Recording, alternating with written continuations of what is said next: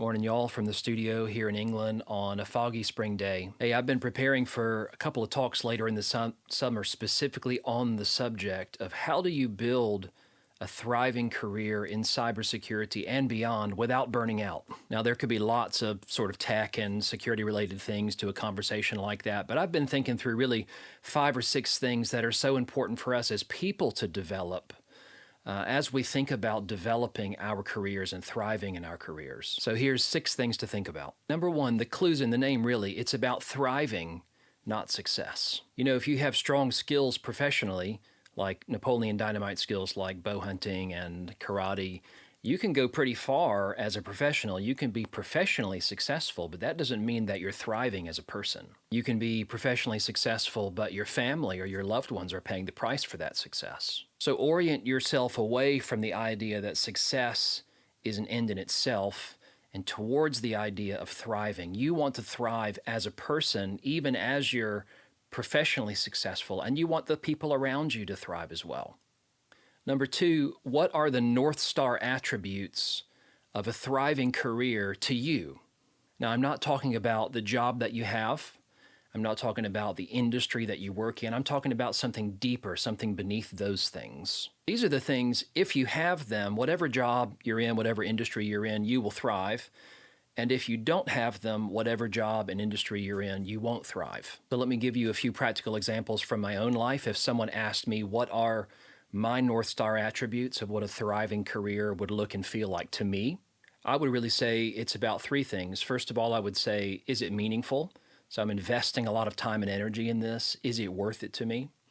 Number 2, I would say, is it fulfilling? So this is slightly different, right? You can do work that's meaningful, but it doesn't feel fulfilling to you personally. And then number 3, I would say, is it creative? So creativity is not just about musicians and artists. It's about being able to bring new thoughts and ideas into the world. So then you use these ideas like a calibrated compass, because they will always orient you back towards something that will allow you to thrive as you build your career. Number 3 is about, can I be myself and succeed in this job? Now, before we weren't talking about the job specifically, we were talking about something beneath that level. Now we're talking about the job specifically that you have, or maybe a job that you're considering. So here's a practical way to apply this from my own life. I'm a systemic thinker. I'm a big picture strategic thinker. I see problems in the broader context of the systems within which they occur. So if I'm in a job or I'm considering a job where I'm just expected to stay in my lane and just look at what the problems are right in front of me, I know that I can't be successful because my brain is not wired like that. It's inauthentic for me, and that's important because that means it's not sustainable. So it will create anxiety and stress in me that will drive me towards burnout. And the final challenge here really is actually about trusting your own instincts when it comes time to make a decision. It takes a lot of maturity to say no to a good opportunity, to an opportunity that seems really good on paper, but you know it's going to pull you in the wrong direction. Number 4 is this idea that taking time off won't fix you if the real problem is how you spend your time on. And I first heard about this on Carey Nieuwhof's podcast. So this is not about taking time off to rest and recover, as important as that is. It's about how you invest and focus your time when you're at work. This is an area that Cal Newport has covered a lot in his books. For example, Deep Work is a good example.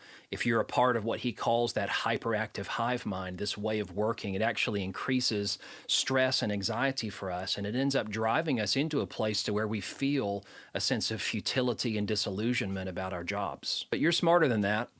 You want to focus on what Greg McKeown talks about in his book Essentialism, where he talks about the disciplined pursuit of less but better. The key here is not about taking time off. It's about how you're going to erect and enforce boundaries around your time and attention while you're at work so that you're investing your time and energy in the things that are the most meaningful to you. Another helpful way to think about this is that you're not just working in your career, you're working on your career.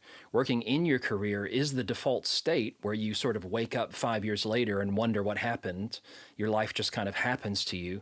Working in your career is the default state unless you do something about that. Number 5, how's your margin?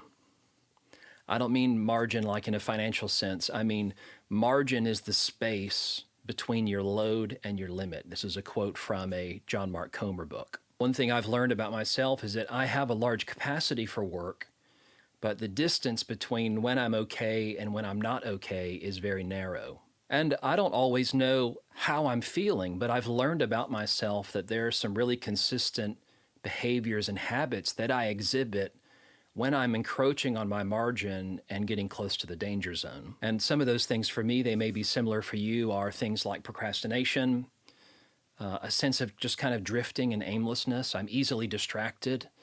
I get really frustrated when I don't feel like I'm in control of my own schedule. So when I see these things, even if I feel okay, I know that I'm not okay.